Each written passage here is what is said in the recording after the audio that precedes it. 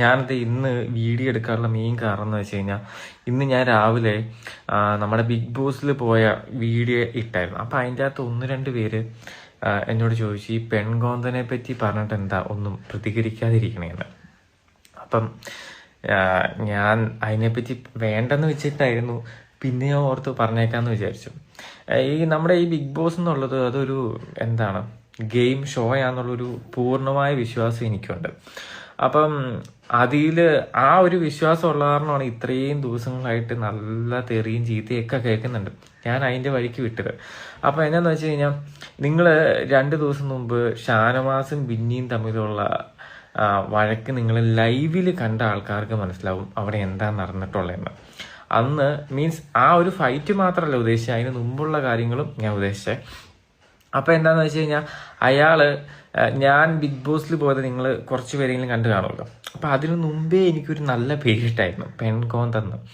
അപ്പം എന്നോട് ഇവിടുന്ന് പോയപ്പം കുറേ പേര് എന്നോട് പറഞ്ഞു നീ അത് പോകുമ്പോൾ ചോദിക്കണം അങ്ങനെ ഇങ്ങനെയാണ്. അപ്പം ഞാൻ ശരി എന്നൊക്കെ പറഞ്ഞിട്ട് ഞാൻ അവിടെ പോയി കഴിഞ്ഞപ്പോൾ ഞാൻ അതിനെപ്പറ്റി ചോദിച്ചില്ല. കാരണം ഇതൊരു ഗെയിം ഷോയാണ്, ഞാൻ അതിലൊരു ഗസ്റ്റാന്നുള്ളൊരു വ്യക്തമായിട്ടുള്ളൊരു ബോധ്യം എനിക്കുള്ളതുകൊണ്ടാണ് ഞാൻ അതിനെപ്പറ്റി ഞാൻ അല്ലാതെ ഒരു കാര്യത്തിനെ പറ്റി ഞാൻ ഇടപെട്ടില്ല. അവരാണല്ലോ ഗെയിം കളിക്കുന്നത്. അപ്പം ഞാൻ അതിനെപ്പറ്റി ഒന്നും സംസാരിച്ചില്ല. ഞാൻ അവിടെ പോയിട്ട് മാന്യമായിട്ട് തിരിച്ചു വന്നു എന്നാണ് എൻ്റെ ഒരു വിശ്വാസം. അതിന് കുറേ പേര് എനിക്ക് മെസ്സേജ് അയച്ചു, ഇനി അല്ലാതെ കാണുന്ന മാന്യത കുറഞ്ഞു മാന്യത ഇല്ലാതെ ഞാൻ പെരുമാറിയോന്ന് എനിക്ക് അറിഞ്ഞുകൂടാ. അപ്പം എൻ്റെ വിശ്വാസം അങ്ങനെയാണ് കേട്ടോ. പക്ഷെ ഇപ്പം എന്താ പ്രശ്നം എന്നറിയോ? വേറെ ഒന്നുമില്ല. അവിടെ വിളിച്ചതിന് അവിടെ നടക്കുന്നേക്കാൾ ഏറ്റവും കൂടുതൽ അടി നടക്കുന്നത് പുറത്താണ്. ഇപ്പം എന്ന് വെച്ചാൽ ഈ PR വർക്കിൻ്റെ എക്സ്ട്രീം ലെവലിൽ നടക്കുന്ന ഒരു സമയമാണ്. ഈ PR വർക്കർ എന്ന് പറഞ്ഞു കഴിഞ്ഞാൽ അവരുടെ നിന്ന് കാശ് മേടിച്ചിട്ട് ആ കാശിന് വേണ്ടി അവർ മേടിച്ച കാശിന് കൂറ് കാണിക്കുന്ന ആൾക്കാർ അതിന് വേണ്ടി പണിയെടുക്കുന്നു, അത്രേ ഉള്ളൂ.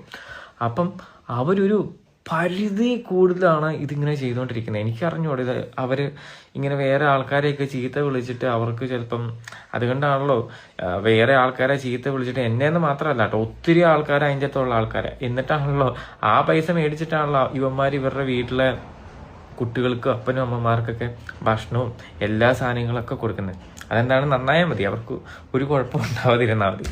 അപ്പം ഞാൻ പറഞ്ഞ എന്താണെന്ന് വെച്ച് കഴിഞ്ഞാൽ ഇവന്മാര് ഇങ്ങനെ ഭയങ്കരമായിട്ട് പറയുന്നുണ്ട്. അപ്പം ഈ 2 ദിവസം മുമ്പ് ഷാനവാസ് പെൺകോന്തെന്ന് ഇങ്ങനെ ഒരു 50 തവണയല്ല അതിൽ കൂടുതൽ വിളിച്ചു. അപ്പം എല്ലാവരും പറയും ബിന്നി അവളുടെ വീട്ടിലുള്ള ആൾക്കാരെ പറ്റി പറഞ്ഞിട്ടല്ലേന്ന്.